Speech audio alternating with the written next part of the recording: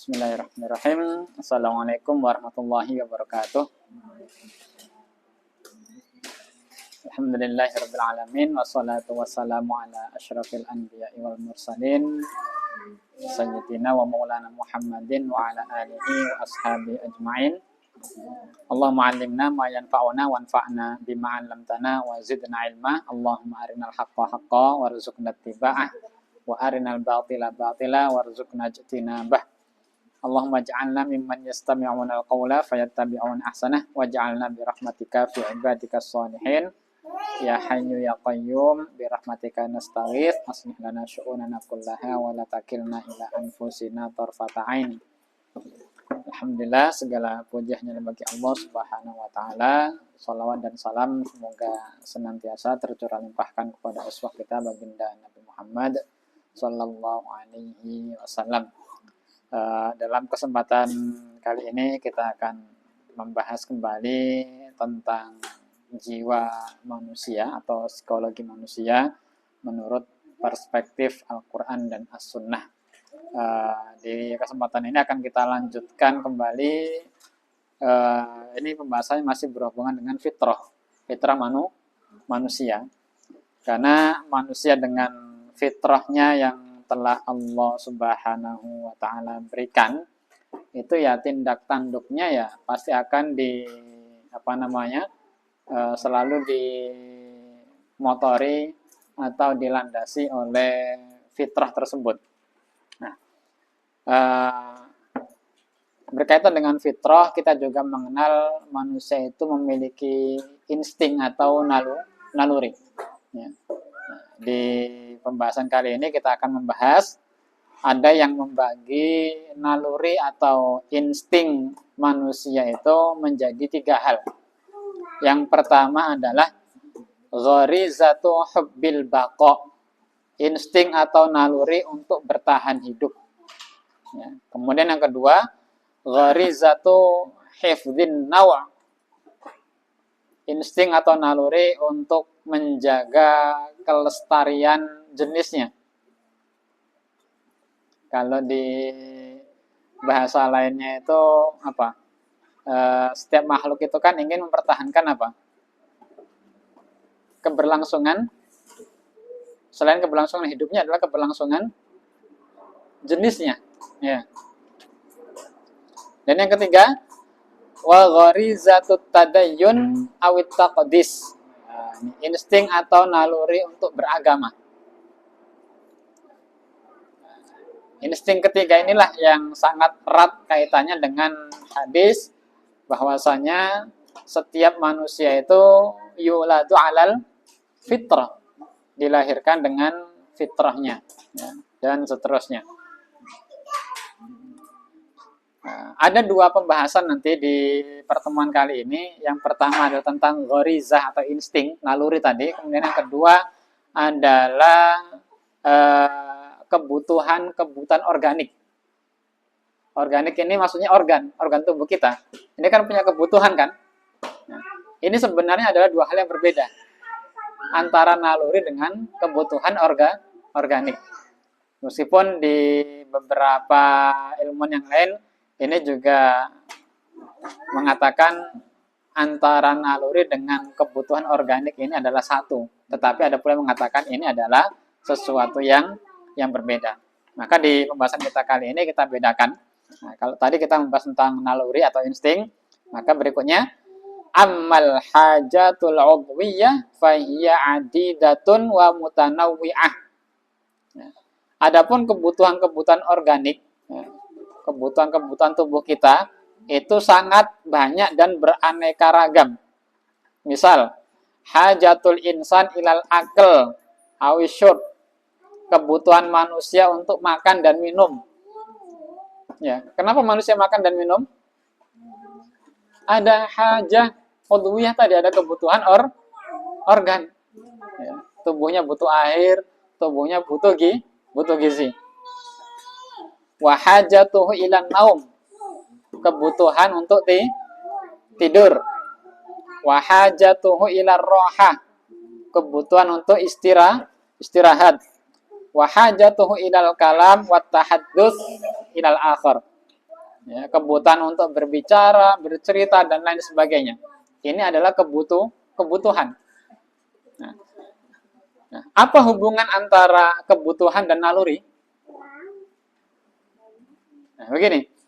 Naluri-naluri dasar manusia tadi itu pada akhirnya nanti akan memunculkan apa? Manifestasi-manifestasi untuk memenuhi kebutuhan manusia tadi, kebutuhan organik. Nah, ini hubungannya.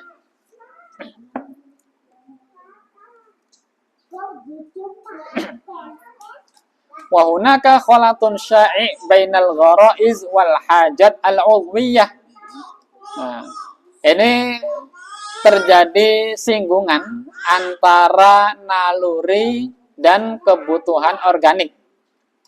Kama anna hunaka khalatan bainal gharaiz wal madhahir allati tatarajjamu biha. Sebagaimana ada pula singgungan antara naluri dengan manifestasi-manifestasi naluri yang menerjemahkan keinginan dari naluri tersebut. Jadi 3 hal tadi, naluri ada berapa tadi? 3 ya. Ini nanti akan dimanifestasikan dengan beberapa tingkah laku. Ya, betul ya?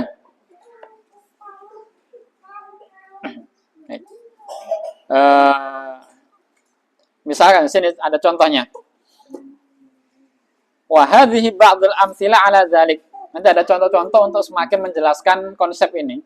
Nah, perlu saya sampaikan terlebih dahulu bahwasanya yang namanya ghariza atau insting itu pada asalnya tidak bisa dihilangkan. Dan memang jangan sampai hilang yang namanya naluri atau insting itu. Tetapi yang bisa ditahan, bisa dikendalikan itu adalah manifestasi dari insting tersebut. Karena manifestasi dari insting itu adalah untuk memenuhi hajat organik tadi. Ini diantara contohnya. Inna min madhahira gharizatil baqa masalan al-athara wal ithar. Ya. Di antara manifestasi dari insting bertahan hidup adalah sifat egoisme. Betul. Kenapa orang menjadi egois? Iya, ada naluri untuk bertahan hidup.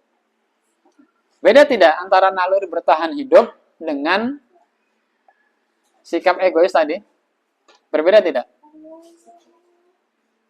Mana yang bisa dikendalikan? Mana yang bisa ditahan? Nalurinya atau sikap egoisnya? Sikap egoisnya. Karena sikap egois ini juga nanti lawannya itu adalah altruistik ya. Isar, mementingkan orang atau mendahulukan orang lain. Jadi ternyata sikap egois ini bisa dikendalikan. Kemudian contoh lain, wa min madhahiri gharizatil baqa al-khauf.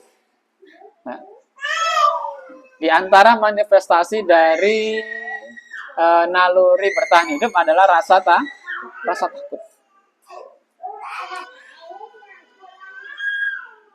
Betul tidak? Rasa takut ini berhubungan dengan ya. Sekarang begini.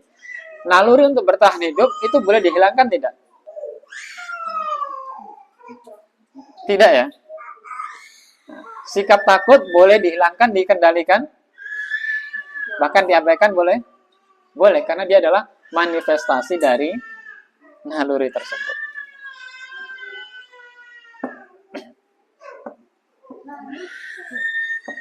Nah, di antara contoh tentang rasa takut ini, wa minhu khauful insani minal insan. Takutnya seseorang kepada orang lain. Ada manusia takut pada manusia yang lain. Ada. Au minal hayawan. Atau seseorang takut kepada hewan. Au minat tabi'ati kama fiz zalazil wal fayadhanat. Atau takut akan peristiwa-peristiwa seperti gempa, banjir, wa thawranul barokin, letusan gunung berapi, wahayajil amwaj, takut akan gelombang dan lain sebagainya, ombak. Ini takut. Bayangkan kalau seandainya seseorang tidak punya naluri bertahan hidup, nggak akan ada rasa takut. Nah, nanti yang bisa diatur itu adalah rasa takutnya. Hadzal madhar al-gharizi, manifestasi dari naluri ini, alladzi huwal khauf, yakni rasa takut, min insanin tijaha insanin akhar, dari seseorang kepada orang lain. Masalah sebagai contoh, yumkinu tahwiluhu ila khaufin minallahi subhanahu wa ta'ala. Itu bisa untuk dialihkan menjadi takut kepada Allah subhanahu wa ta'ala. Ya. Makanya kalau orang takut akan musuh, itu adalah sesuatu yang alami pada asalnya. Karena manifestasi dari insting bertahan hidup. Tetapi dalam beberapa kondisi, takut itu juga harus dikendalikan. Maka kadang takut ada yang boleh, ada yang tidak. Takut menghadapi orang-orang kafir pada asalnya. Tetapi karena dia lebih takut akan siksa dari Allah Subhanahu wa ta'ala, maka ketakutannya akan orang-orang kafir itu jadi hilang atau mampu dikendalikan. Jadi ini tentang hakikat naluri dan manifestasi dari naluri tersebut. Ini contoh ringkasnya. Kemudian berikutnya, wa min madhahiri gharizatil baqa at-tama' wal hasad. Di antara manifestasi dari naluri bertahan hidup juga adalah tamak dan hasad. Nah, sekarang kita paham ini. Kenapa kita itu ada sifat tamak? Kenapa kita punya rasa hasad? Dari mana itu muncul?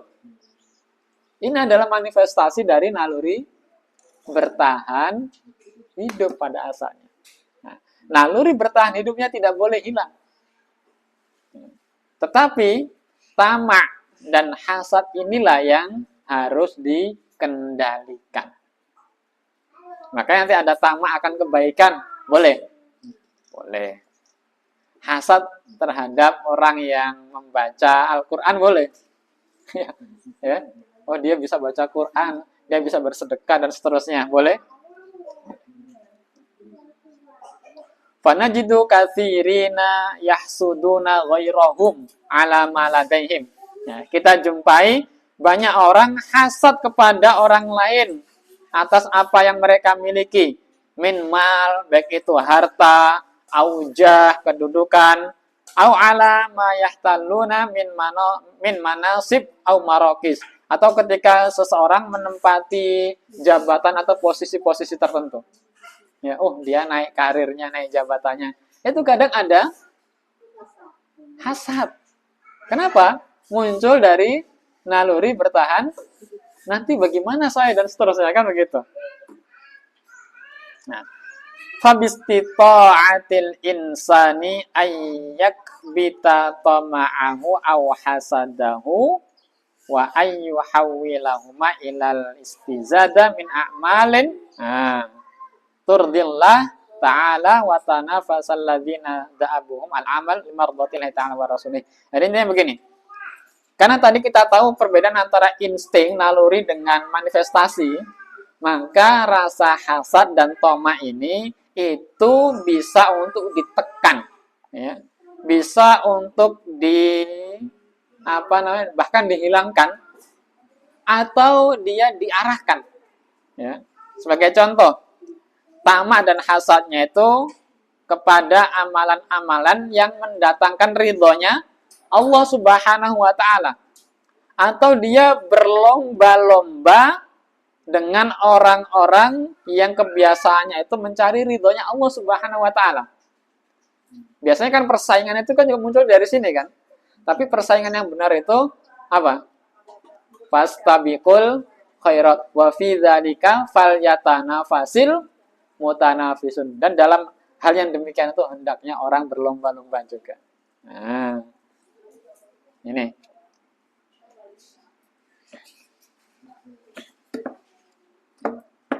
Ini tentang tamak dan hasad secara ringkas yang muncul dari naluri bertahan hidup. Selanjutnya, wa inna min madhahira gharizatin naw' masalan. Nah, al-mailu lil mar'ah bisyahwah. Nah, contoh, naluri mempertahankan keberlangsungan jenisnya tadi. Ini juga akan apa? Memunculkan apa? Ketertarikan terhadap seorang wanita atau lawan jenis. Betul ya? Manusia itu punya ketertarikan dengan lawan jenisnya. Ini bentuk manifestasi dari naluri dirinya untuk mempertahankan keberlangsungan jenis. Nah, ini banyak turunannya nanti. Mencintai anak, menyayangi anak, dan seterusnya. Itu juga manifestasi dari insting ini. Bisa tidak dikendalikan? Bisa. Di antaranya ada ya dengan puasa, misalkan menyibukkan diri. Ya, kalau untuk menahan ya, untuk menahan manifestasi ini biasanya dengan puasa atau dengan menyibukkan diri atau disalurkan, yakni dengan menikah. Maka menjadi sesuatu yang wajar di Al-Quran itu Allah Subhanahu wa taala menyebutkan tentang bidadari dan seterusnya ya. Karena memang ada naluri-naluri yang ada pada diri manusia itu mulai dari dia diciptakan sampai nanti di alam akhirat itu tidak akan hilang. Iya, naluri tidak akan hilang. Naluri fitrahnya tadi. Iya. Makanya orang disediakan kepemilikan, diberikan surga dan seterusnya, ya. Bahkan dikumpulkan bersama keluarganya, ya. Ada diberikan pasangan-pasangan, iya, difasilitasi. Karena ada insting ketiga yang paling tinggi tadi, naluri paling tinggi tadi adalah tadayun tadi, beragama. Maka kenikmatannya paling tinggi pun adalah bukan kenikmatan yang tadi, tapi melihat Allah Subhanahu wa taala. Jadi semua naluri dan instingnya itu terpenuhi nanti. Cara Allah untuk mengendalikan manifestasi yang tidak tepat di alam dunia itu kadang juga diiming-imingi dengan apa yang disediakan di akhirat.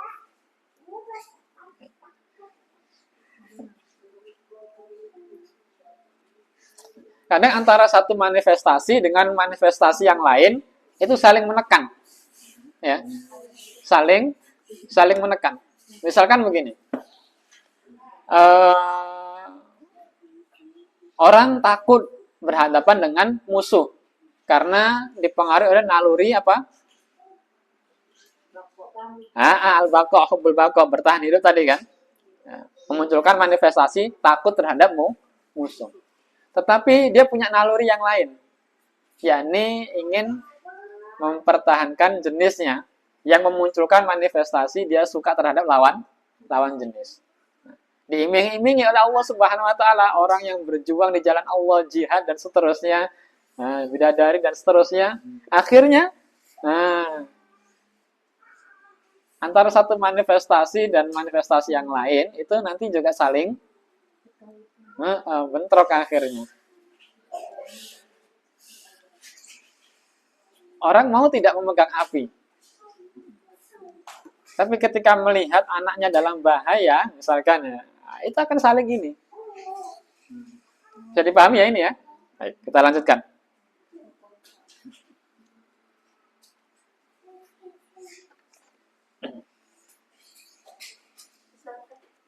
Oh ya, silakan hanya. Antara bako nau tadayun itu dia bertingkat atau saling bersinergi? Kayak tadayun paling tinggi nau. Tidak disebutkan ininya di sini, tetapi kalau kita lihat di antara ketiga naluri tadi, naluri tadayun beragama itu adalah yang paling tinggi.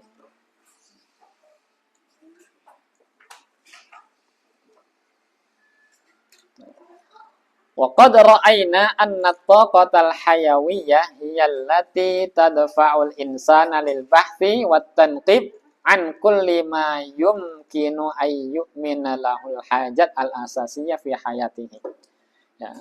Bagaimana kita saksikan bahwasanya at-taqo al-hayawiyah, ya, ini energi kehidupan. Nah, kita mengartikannya energi kehidupan kali ya.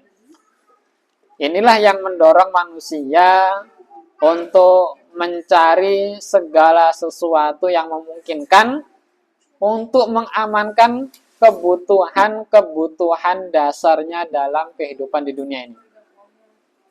Ya. Jadi ada at-taqo al-hayawiyah, keinginan untuk hidup tadi, tenaga atau energi untuk ingin hidup. Orang kenapa bekerja? Orang kenapa mencari nafkah? Ya, dia akan menjalankan apa saja yang memungkinkan dirinya untuk bisa memenuhi kebutuhan ini. Dan ini bukan hanya manusia. Makhluk-makhluk yang lain pun sama. Kenapa burung terbang dari sarangnya? Kenapa pohon-pohon ini dan seterusnya? Untuk memenuhi kebutuhan dasar hidupnya.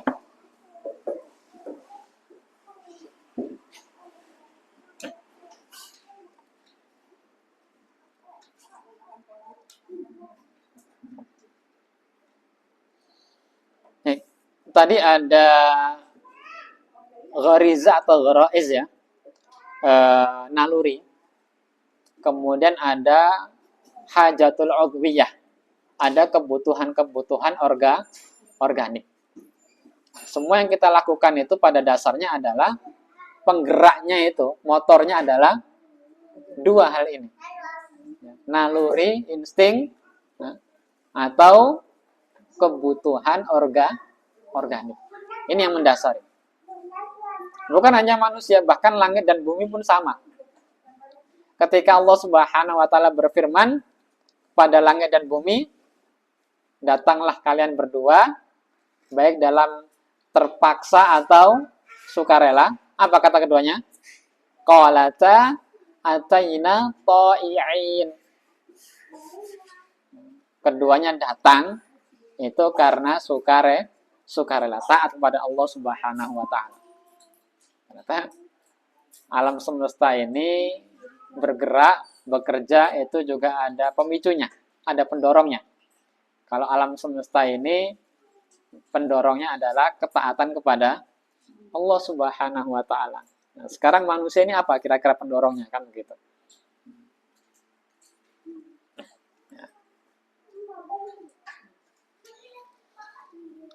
Nah, sini disebutkan wa nahnu na'taqidu bi annahu idza lam yusri' al-mar'u ila isba'i hajatihi al-udwiyah. Apabila seseorang tidak bersegera untuk memenuhi kebutuhan-kebutuhan organiknya, fa inna masirahu ilal halak, maka ini akan mengantarkan pada kebinasaan. Misalkan orang tidak mau makan, orang tidak mau minum, bakal celaka tidak? Celaka pada asalnya. Ya. Di batas tertentu dia pasti akan celaka. Orang tidak mau tidur, tidak mau istirahat, celaka. Orang tidak mau menikah misalkan, juga akan ada efeknya. Makanya Rasul itu sangat marah kan, ketika ada orang yang mengatakan saya akan puasa terus, tidak makan dan minum. Saya akan bangun malam terus. Saya akan membujang terus. Karena ini bisa mengakibatkan pada al-halak, kebinasaan. Begitu pula dengan naluri. Fa inna adama isba'iha yadfa'u bil insan ila ahdhanis syaqa. Tidak memenuhi kebutuhan naluri itu juga akan mengantarkan manusia ke dalam pelukan kesengsaraan. Banyak orang selalu ingin memenuhi kebutuhan hidupnya atau ingin memenuhi naluri bertahan hidup, naluri untuk melanjutkan keberlangsungan jenisnya. Dan yang paling penting adalah memenuhi kebutuhan naluri beraga. Makanya orang tidak mengenal Tuhannya itu tersiksa. pasti akan jatuh dalam pelukan kesengsaraan. Pasti. Batinnya itu. Makanya alhamdulillah kita ini diberikan Al-Quran oleh Allah Subhanahu wa Ta'ala sebagai petunjuk. Allah Subhanahu wa Ta'ala juga mengutus Rasulullah Shallallahu Alaihi Wasallam untuk memberikan bimbingan dan contoh secara langsung. Maka enak kita itu hidup. Semua naluri kita itu sebenarnya bisa terpenuhi melalui petunjuk dari Allah Subhanahu wa Ta'ala dengan Al-Quran dan diutusnya Rasul ini. Rasul menikah, Rasul makan dan minum, Rasul beribadah, Rasul mengenalkan kita siapa Tuhan kita, Rasul mengajarkan bagaimana kita menyembah Tuhan kita, Allah Subhanahu wa Ta'ala. Terpenuhi semuanya.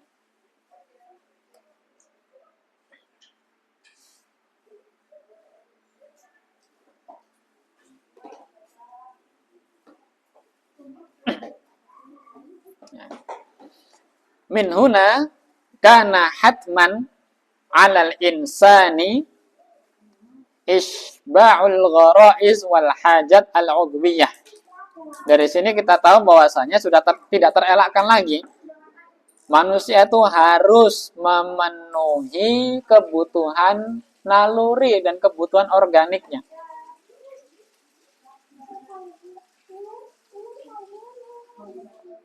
Wa hadzal isba' Littaqa al-hayawiyah yatatallabu tafkiran fil aish atau fil aish.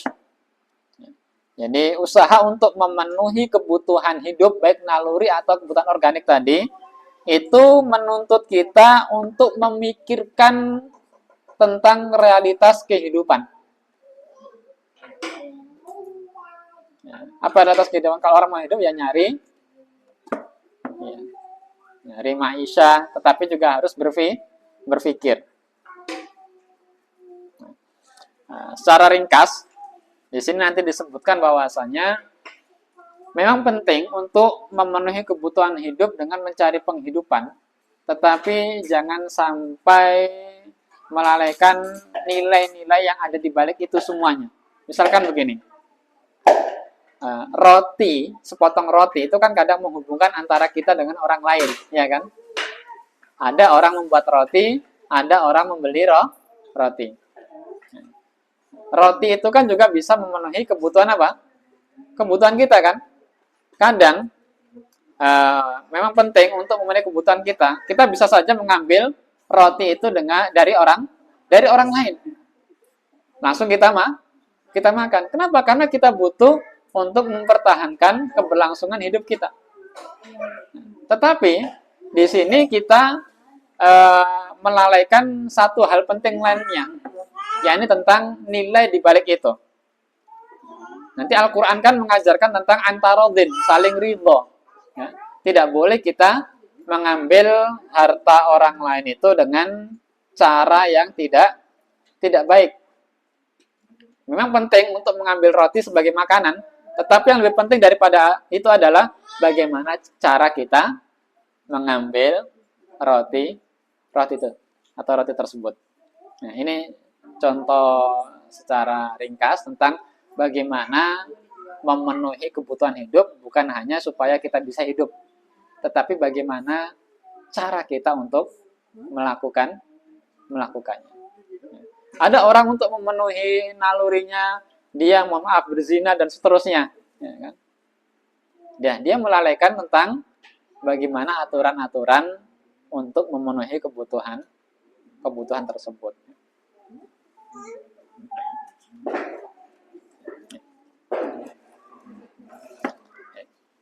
Tentang bagaimana cara memikirkan kebutuhan hidup ini juga bertingkat. Ada kadang orang memikirkan dirinya sendiri. Setelah itu nanti dia akan berpikir untuk keluarganya. Setelah itu dia akan berpikir untuk kaumnya. Setelah itu dia akan berpikir untuk umatnya dan barulah berpikir untuk seluruh manusia. Ini sesuatu yang sangat wajar ya. Memenuhi dua unsur tadi, yakni insting naluri dengan kebutuhan hidup tadi, kebutuhan organik itu biasanya adalah diri sendiri, baru nanti itu adalah keluarga, kaum, dan seterusnya.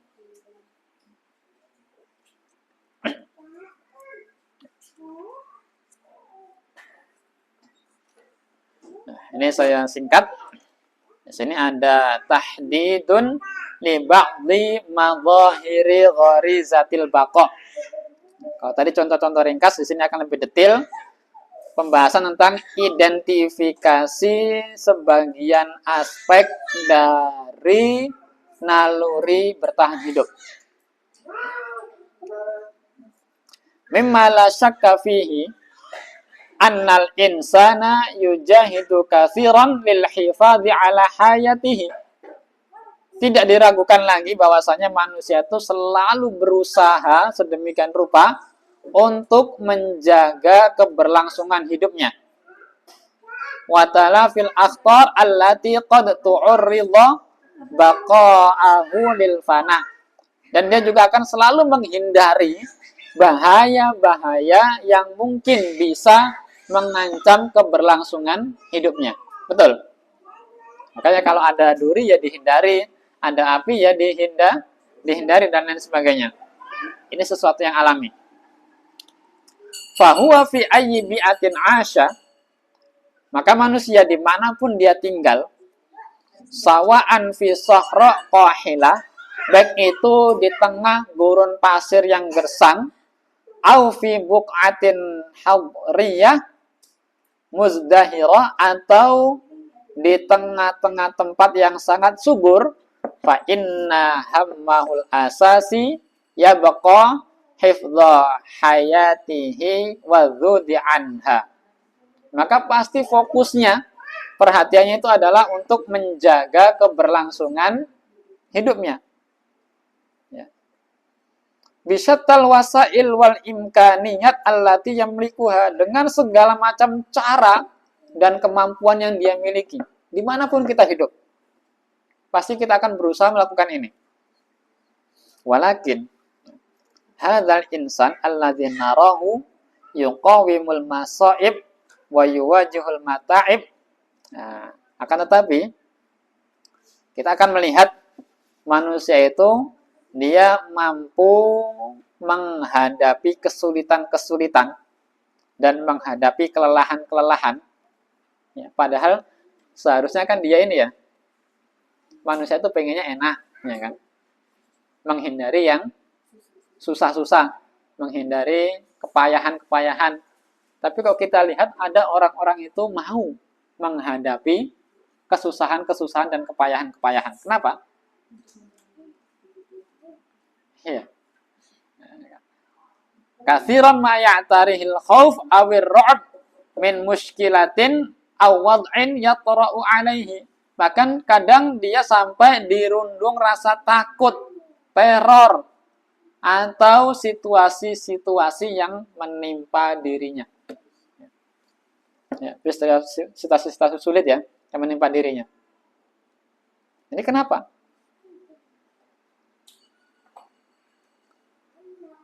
Kenapa dia sampai nekat melawan itu semuanya?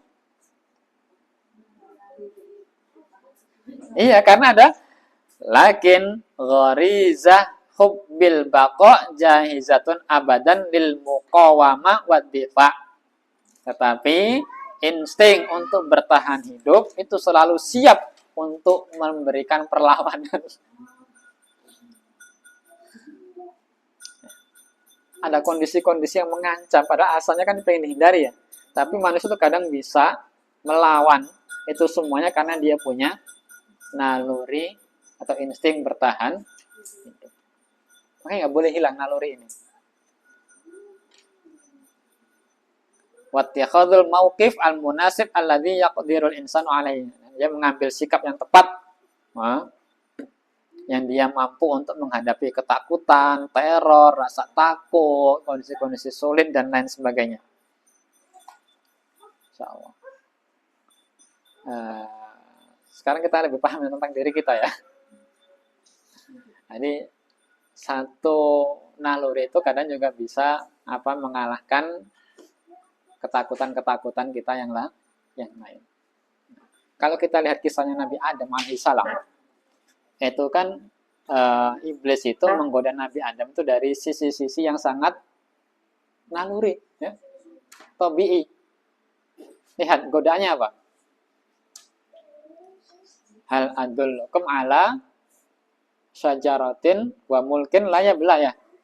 Maukah aku unjukkan pada sebuah pohon dan kepemilikan atau kerajaan yang tidak akan pernah sirna, ya. Jadi disebut pohon khuldi itu kan. Nah, manusia itu punya memang. Jadi iblis itu tahu betul ini makhluk yang Allah ciptakan itu punya naluri untuk bertahan hidup. Kenapa banyak wanita pengen terus awet muda? Bahkan ada orang bersair, aku ingin hidup 1000 tahun lagi.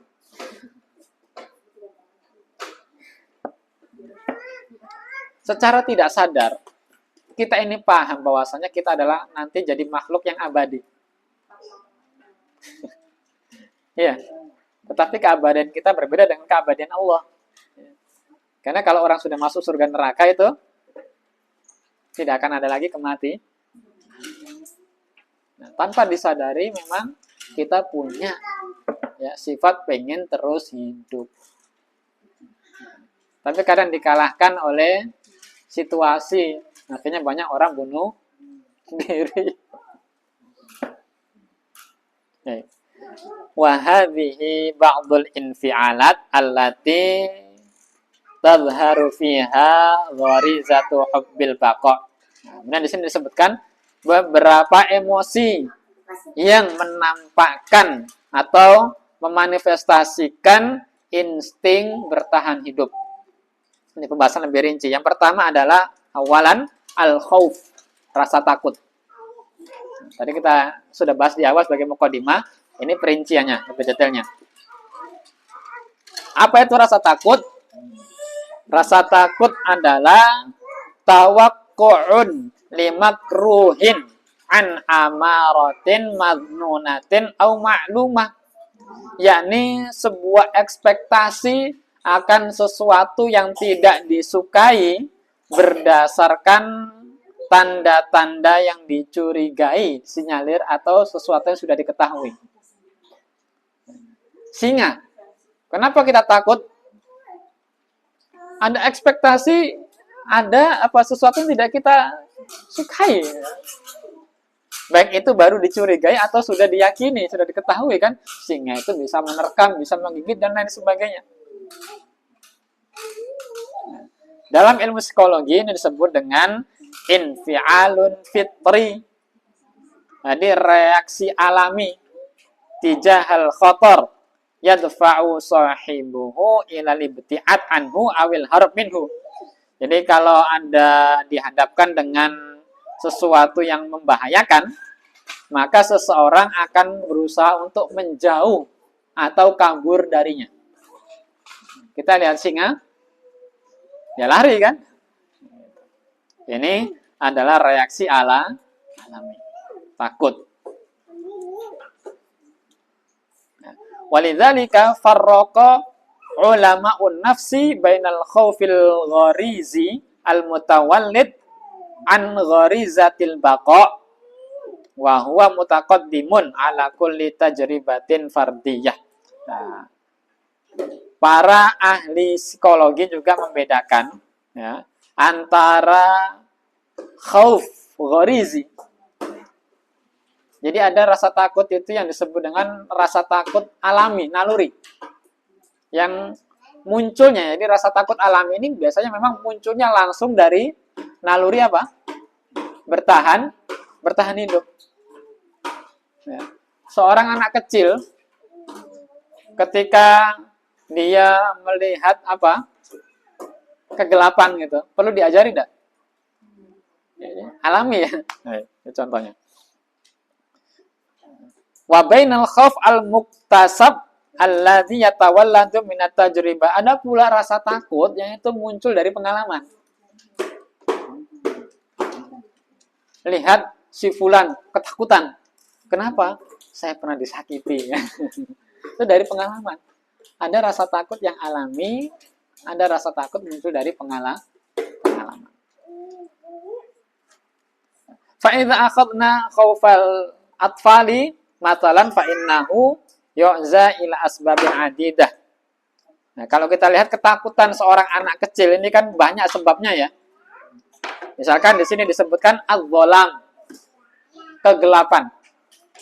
Wa yakadul khaufu minhu yakunu aman lada jami'il atfal.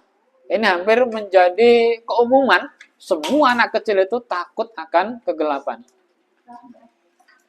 Makanya dulu ada jangan takut akan gelap katanya ya.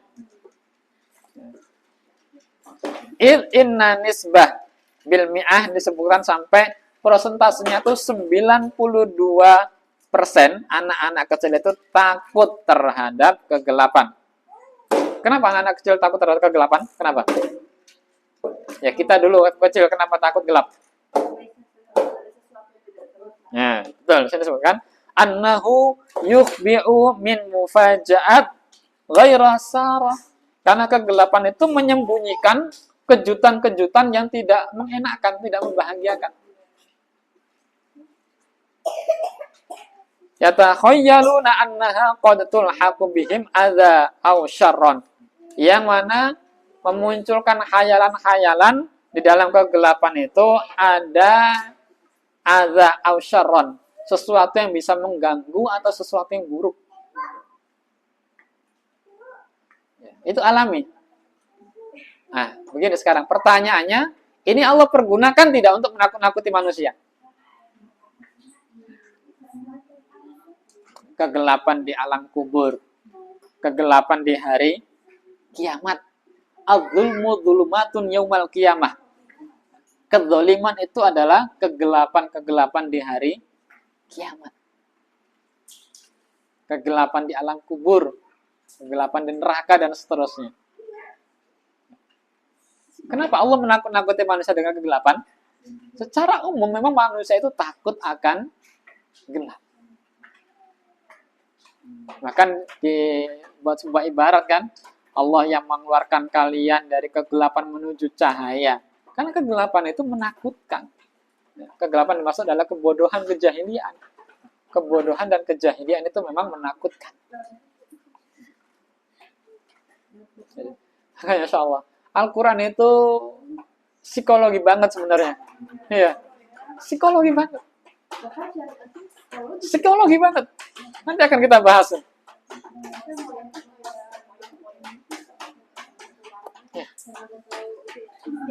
Ya, selama ini kita melihat Al-Quran banyak dipenuhi pembahasan tentang alam semesta, matahari, bulan, dan seterusnya. Sebenarnya banyak pula pembahasan tentang jiwa manusia.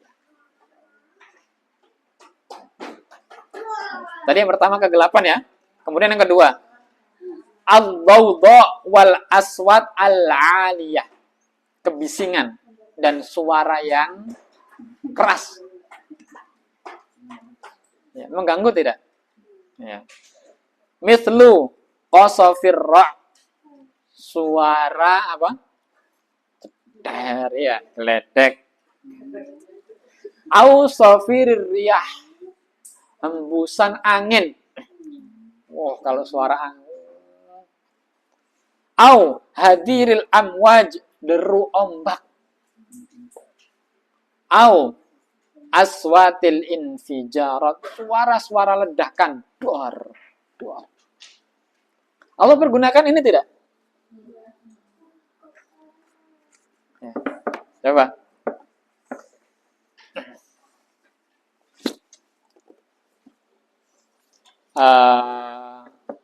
Di Quran wa idzal biharu bagaimana? Yang ini yang infijar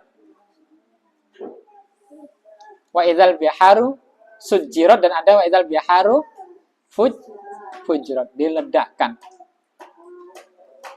Bahkan peristiwa datangnya hari kiamat, ketakutannya itu dengan suara terompet sangkakala, suara-suara tinggi. Allah menakut-nakuti dengan suara yang Kaum apa yang diadab dengan suara yang memekakan telinga?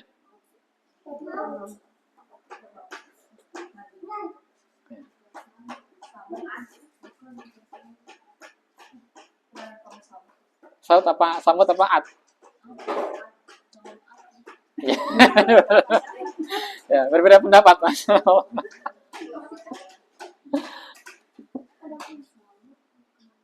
Yang satu birihin sorsorin atiyah, yang satu bitoliyah ya. Silakan dibuka lagi nanti.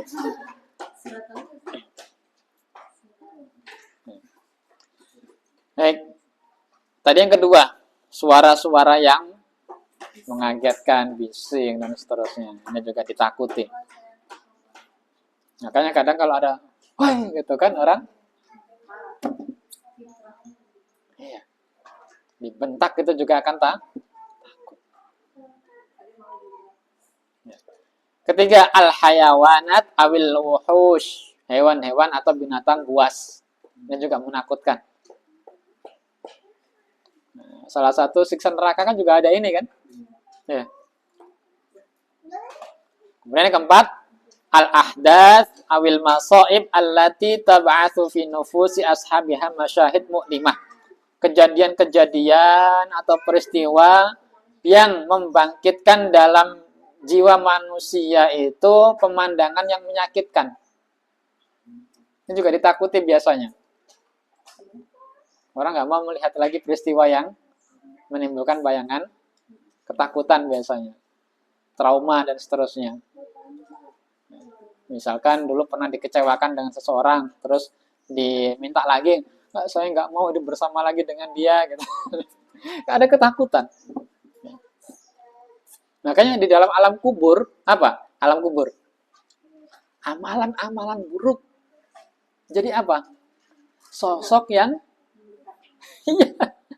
Sosok yang menyeramkan. Dia punya bayangan ini akan menyakiti dirinya. Ya kan, amalan kan jadi kan begitu kan di alam kubur. Allah juga menakuti loh dengan seperti ini.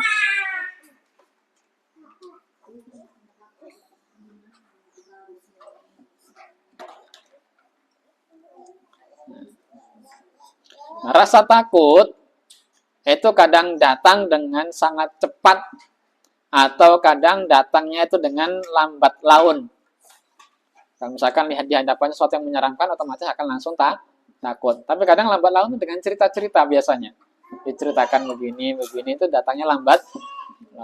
Allah kan juga sering menakut-nakuti manusia dengan cerita-cerita kan. Kengerian hari kiamat, siksa di neraka, dan lain sebagainya. Wa ya'tabiruna anna wasa'ila ad-difa'i 'anil nafsi takunu imma bisiyah. Nah, kadang cara untuk membebaskan diri dari rasa takut itu kadang orang berteriak. Kama hiyal hal indal atfal khoso, kebanyakan dilakukan oleh anak-anak. Kalau takut apa yang dilakukan? Ya, sama ibu-ibu juga sama ya. Ada kecoa lewat itu kan. Kenapa teriak? Kenapa takut sekarang pertanyaannya kan? Iya kan ada gambaran-gambaran. Munculnya dari mana? Naluri apa? Apa namanya? Merasa kehidupannya terancam oleh seekor kecoa, berarti kan begitu.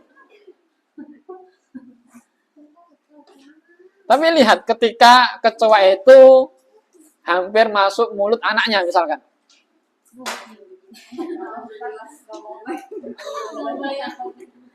Apa yang dia lakukan? Kalah rasa takutnya dengan insting yang satunya lagi.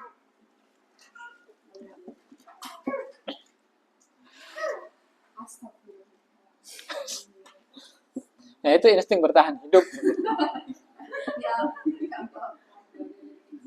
Ya, sudah ada dari kecil emang. Au bil haram atau dengan melarikan diri.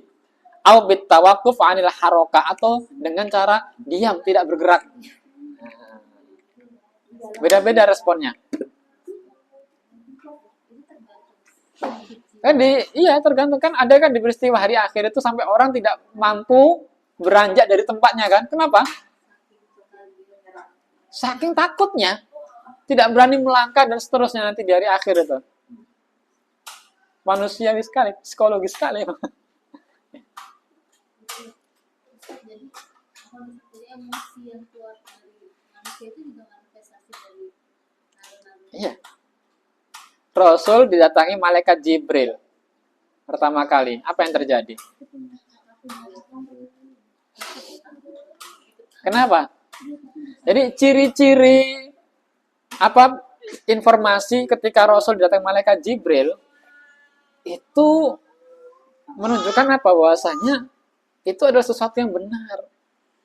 Karena ketika dilihat responnya itu memang sangat manusiawi.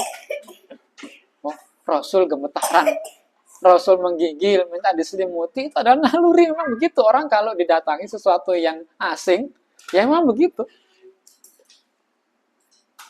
Jadi bukan mengada-ada. Bahkan informasi saling mendukung kan, maksudnya itu memang terjadi. Nah, di sini dijelaskan wa yadhharul khauf 'alal insani bi'awarid fiziologiyah. Ya. Rasa takut itu nampak pada diri manusia melalui gejala-gejala fisiologis muta'addidah yang beraneka ragam. Misal, nah, diantaranya ar-rajfah, gemetar. Wasfirarul wajh, wajahnya pucat menguning. Ini ekspresi wajah ya. Wal buka, menangis. Ini juga adalah gejala yang terjadi. Wal igma, pingsan. Wa khafaqan al qalb, jantung berdebar. Wa qad yasilul araq al barid, kadang bercucuran keringat dingin. Au yahdutsu tabawul ghairal iradi, atau sampai buang air kecil tanpa diinginkan. Wa anil khauf qad yunsha'u maradus safra awil falij awil khars. Jadi karena rasa takut yang berlebihan kadang juga sampai bisa memunculkan penyakit, sakit kuning atau kelumpuhan atau mutisme. Mute. Jadi sulit berkata-kata. Terjadi kan di hari kiamat kan?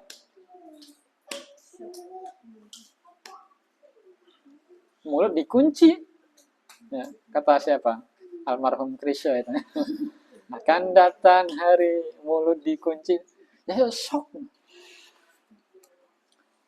Bisa. Kayak peristiwa datangnya wahyu itu memang apa gejala yang terjadi pada diri Rasul itu sangat-sangat manusiawi alami, dan itu menunjukkan memang turun wahyu kepada beliau. Minta diselimuti, gemetaran, ketakutan. Respon alami. Kalau seandainya Rasul itu bohong, responnya nggak begitu. Turun dari gua Hira itu pede gitu kan. Oh, saya dapat wahyu kan gitu. Iya, betul tidak? Peristiwa itu menunjukkan Rasul jujur. Datang wahyu yang tidak diinginkan pada asalnya. Bukan atas keinginan Rasul sendiri. Tapi kalau orang bohong, ngarang-ngarang, ya pede saja kan. Tapi dia ketakutan. Kan? Beliau bercucuran keringat dingin, tadi selimuti, gemetaran, dan seterusnya. Wa qad waradat fil Qur'an al-Karim ayatun katsiratun fiha dzikrun lil khauf. Banyak sekali di Al-Qur'an Al-Karim penyebutan tentang rasa takut. Di antaranya adalah firman Allah, A'udzubillahi minasyaitonir rajim, tatajafa junubuhum 'anil madaji'i yad'una rabbahum khaufan wa tama'a. As-Sajdah ayat 16. Tatajafa junubuhum, apa? Lambungnya itu jauh, anil madaji', dari tempat pembaringannya. Yad'una rabbahum, mereka berdoa kepada Rabb mereka. Maksudnya di malam hari ya.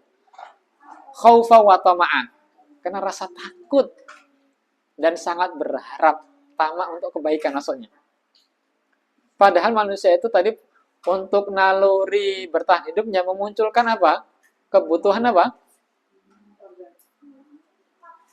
Istirahat, tidur. Karena pengen tidur kan? Nalurinya juga begitu. Tetapi rasa takut kepada Allah Subhanahu wa taala dan menginginkan kebaikan itu mengalahkan kebutuhan untuk tidur. Di Al-Qur'an juga ada kalimat begini. Fala takhafuhum wa khafuni. Janganlah kalian takut kepada mereka. Maksudnya adalah orang-orang kafir. Wa khafuni, dan takutlah kepadaku, yakni kepada Allah Subhanahu wa taala. Bukan berarti ini, maksudnya bukan Allah Subhanahu wa taala menghilangkan rasa takut. Tidak boleh kalian takut, bukan. Tetapi maksudnya adalah alihkanlah rasa takut kalian. Karena Allah juga yang berikan rasa takut kepada manusia. Sebagai manifestasi dari naluri bertahan hidup. Kalian takut pada orang-orang kafir, musuh-musuh kalian memegang senjata, wajar. Tetapi ingat, kalian harus lebih takut kepadaku. Kenapa? Karena azabku lebih keras, lebih pedih. Jadi alihkan.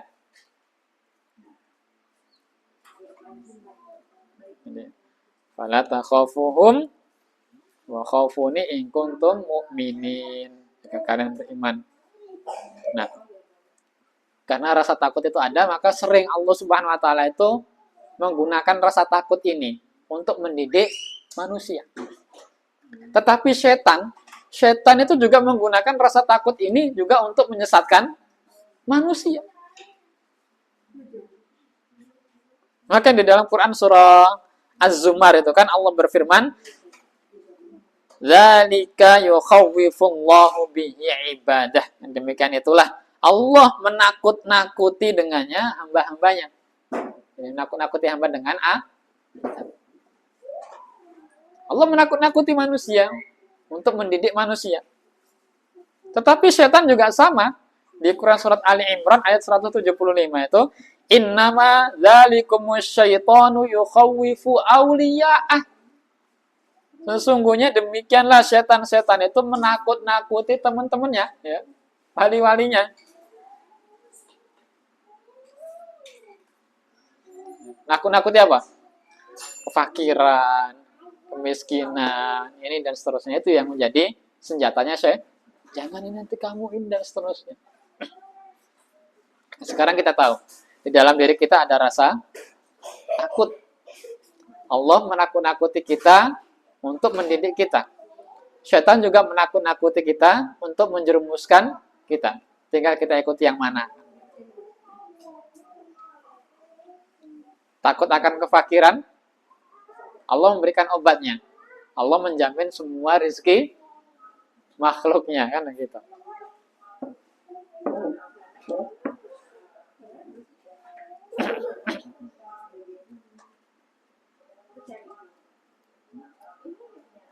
Nah, ini bahayanya.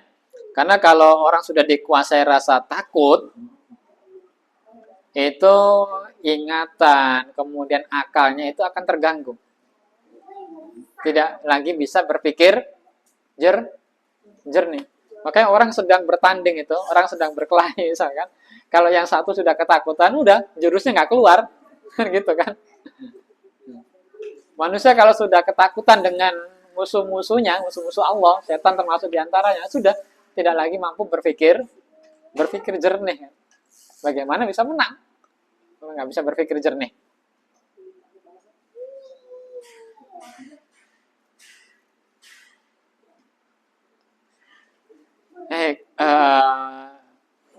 Sementara sampai di sini dulu ya. Jadi dari beberapa naluri, kemudian kita bahas satu manifestasi dari naluri tersebut, diantaranya adalah rasa takut.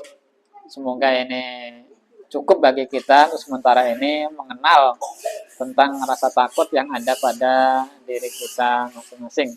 Kita cukupkan pertemuan kita pada hari ini dengan alhamdulillah. Alhamdulillahirrahmanirrahim. Subhanakallahumma wa bihamdika asyhadu an la ilaha illa anta astaghfiruka wa atubu ilaik. Assalamualaikum warahmatullahi wabarakatuh.